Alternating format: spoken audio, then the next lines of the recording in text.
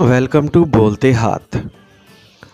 Libra बुर्ज मेज़ान, आप लोगों के लिए अगस्त का महीना कैसा रहेगा? तो वो लिब्रास जो कोई भी अपना काम या कारोबार करते हैं उनके लिए अगस्त का महीना बड़ा अच्छा रहेगा।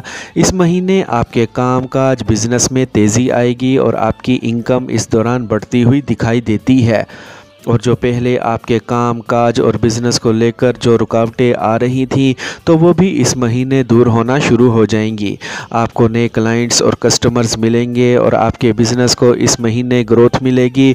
मरकरी चूँकि पूरा महीना आपके 11वें घर में रहेगा तो अगस्त के महीने में किस्मत भरपूर साथ देगी। तो वो लिब्रास जो कोई भी बड़ा काम करना चाहते हैं या कोई इन्वेस्टमेंट करना चाहते हैं या कोई बिज़नेस करना चाहते हैं तो ये महीना आपके लिए काफ़ी फ़ायदेमंद रहेगा और इस दौरान किए गए कामों के आपको पॉजिटिव रिज़ल्ट्स मिलेंगे। लेकिन इस महीने आपको अपने बिज़नेस पार्टनरशिप में थोड़ा मुहतात होकर चलना होगा, क्योंकि जुपिटर के साथ राहु आपके 7वें घर में मौजूद है। तो इस दौरान आपका बिज़नेस पार्टनर आपसे चीट या आपसे फ़ायदा उठा सकता है। और इसके अलावा अगस्त के महीने में आपने जल्दबाजी से कोई भी बड़ा फ़ैसला नहीं करना और हर चीज़ को ठीक से सोचने और समझने के बाद ही करना है। और जॉब करने वाले लिब्रास की बात करें तो उनके लिए अगस्त का महीना काफ़ी पॉजिटिव दिखाई देता है। इस महीने आप अपने कैरियर और कामकाज को लेकर काफ़ी सीरियस रहेंगे और काफ़ी मेहनत और पॉजिटिव माइंडसेट के साथ काम करेंगे और इस महीने आपकी मेहनत का आपको सिला मिलता हुआ भी दिखाई देता है। आप इस महीने के टारगेट्स को आसानी अचीव कर सकेंगे, क्योंकि 17 अगस्त को आपके बुर्ज का हाकिम सियारा वीनस आपके 10th हाउस में आ जाएगा, जिससे आपके कामकाज और कैरियर में काफ़ी पॉजिटिव चेंजेस आएंगे और आपके लिए आगे बढ़ने के नए मौके पैदा होंगे। और अगर बात करें आपके लव रिलेशन की तो अगस्त के महीने में आपका लव रिलेशन काफ़ी अच्छा दिखाई देता है।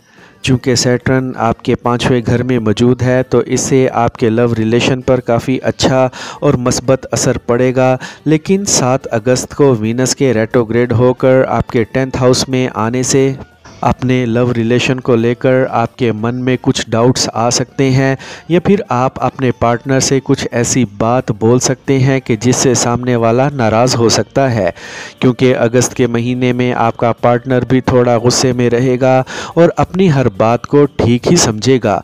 इसीलिए आपको अगस्त के महीने में थोड़ा मुहतात होकर चलना होगा और किसी भी मिसअंडरस्टैंडिंग से बचना होगा।